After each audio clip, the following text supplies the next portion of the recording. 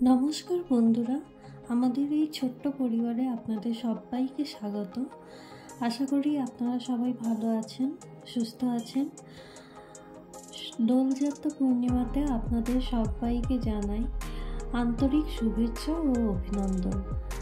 আজকে আমরা আরেকটি রেসিপি নিয়ে হাজির হয়ে গেলাম, মায়ের হাতে বানানো পাটিসাপটা কারি। অবশ্যই দেখে বলবেন কেমন হয়েছে। বন্ধুরা, আবার একটা নতুন রেসিপি নিয়ে চলে এলাম। দেখো, এত কিছু কেটে নিয়েছি, কি করছি তোমরা দেখতে থাকো। এটা খুবই একটা ইউনিক রেসিপি। এতে 2 চামচ ময়দা নিয়ে নিয়েছি। এবার ময়দাতে অল্প জল দিয়ে একটা গাঢ় ব্যাটার গুলে নেব।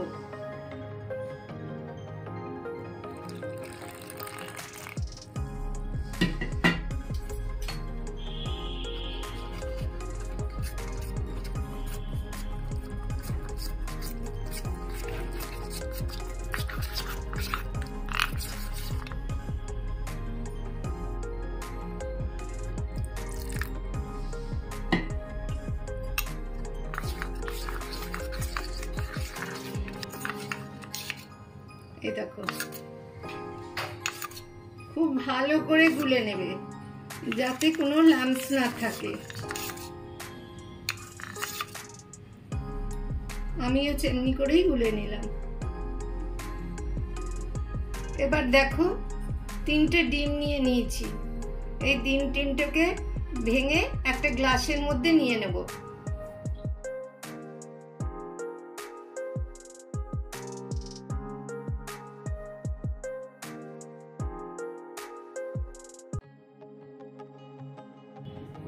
এই ডিমের মধ্যে দিয়ে দেব অল্প একটু হলুদ,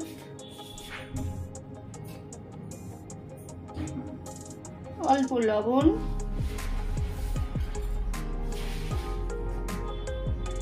সামান্য ধনে গুঁড়ো, সামান্য জিরে গুঁড়ো দিয়ে এবার সর্বশেষ দেব লবণ। এবার এটাকে ভালো করে ফাটিয়ে নেব। ডিমটা গুলে নিয়েছি। এবার এর মধ্যে দেব অল্প একটু পেঁয়াজ, অল্প একটু টমেটো কুচি, অল্প একটু ধনেপাতা কুচি,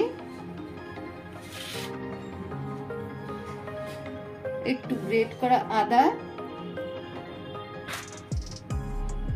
একটু গ্রেট করা রসুন,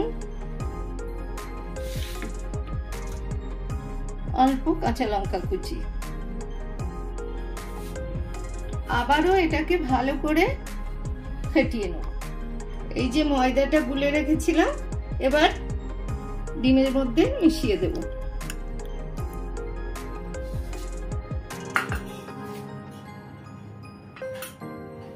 আবারও ভালো করে ফেটিয়ে নেব।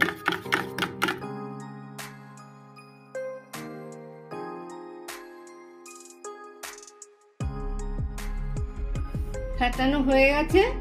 এবার দেখো কি করি। এবার গ্যাসটা জ্বালিয়ে একটা ননস্টিক তাওয়া চাপিয়ে দিয়েছি। এটা ভালো করে গরম হয়ে গেলে তারপরে আমি কি করছি দেখো। তাওয়া গরম হয়ে গেছে, একটু তেল ব্রাশ করে নিলাম।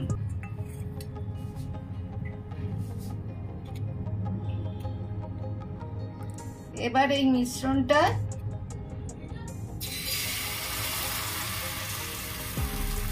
তাওয়ায় দিয়ে আস্তে আস্তে ঘুরিয়ে এটাকে বড় করে নেব।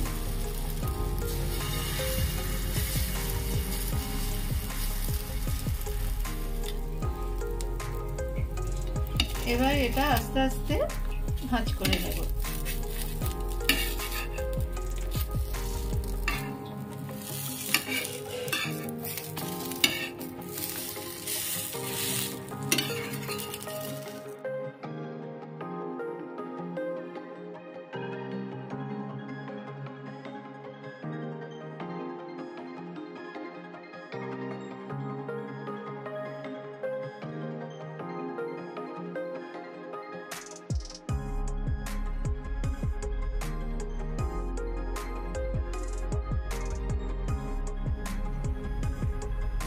গ্যাসে কড়াই চাপিয়ে দিয়েছি, কড়াইটা গরম হয়ে গেছে।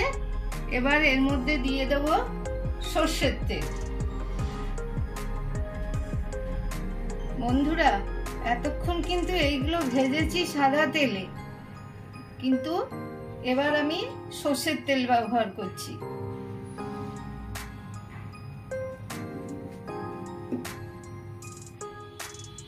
তেল গরম হয়ে গেছে। এবার এর মধ্যে দুটো লবঙ্গ, 2-3 টুকরো দারচিনি, দুটো ছোট এলাচ, একটা লঙ্কাকে 2 টুকরো করে নিয়েছি, আর অল্প একটু জিরে ফোড়নে দিচ্ছি।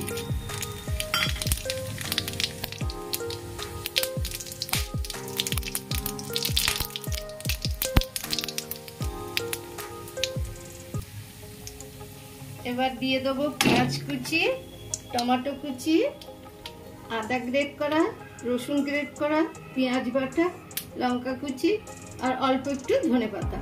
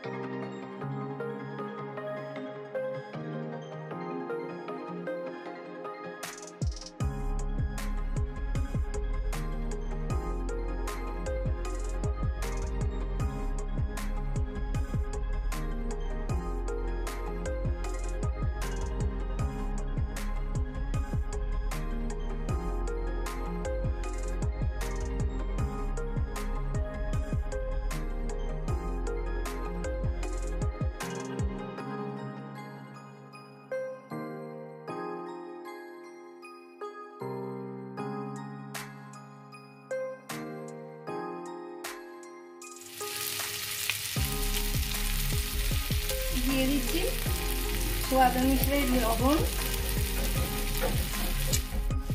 হলুদ গুঁড়ো,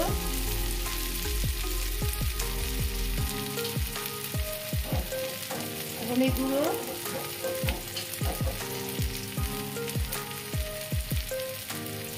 জিরে গুঁড়ো, দিয়ে দিচ্ছি অল্প একটু গোলমরিচের গুঁড়ো। এবার সামান্য জল দিয়ে এটাকে একটু ভাজা ভাজা করব।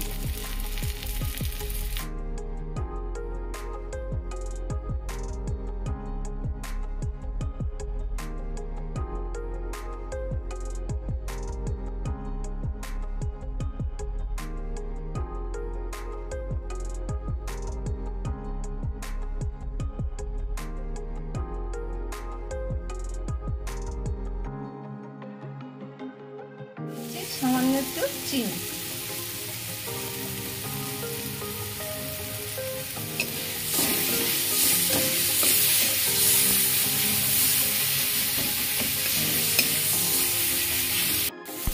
মশলাটা ভাজা ভাজা হয়ে গেছে। এবার দিয়ে দিচ্ছি পরিমাণ মতো জল।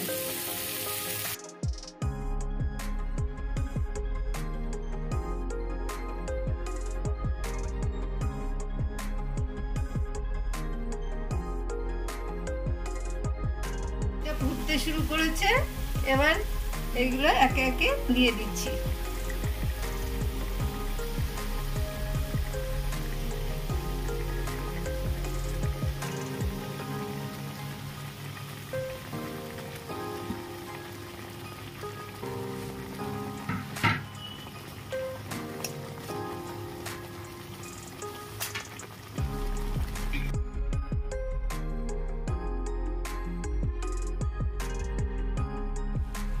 এক মিনিট হয়ে গেছে, ঢাকা খুলে দিয়েছি। এবার এর উপরে অল্প একটু ধনেপাতা ছড়িয়ে দিলেই কমপ্লিট। দেখলেন তো বন্ধুরা, ঝটপট বানিয়ে ফেললাম ডিমের পাটিসাপটা কারি। পাটিসাপটা কারি কেমন হয়েছে অবশ্যই কমেন্ট করে জানাবেন, লাইক করবেন, শেয়ার করবেন, আর হ্যাঁ, সাবস্ক্রাইব করতে একদম ভুলবেন না। সাবস্ক্রাইব করে আমাদের পাশে থাকবেন, সাথে থাকবেন।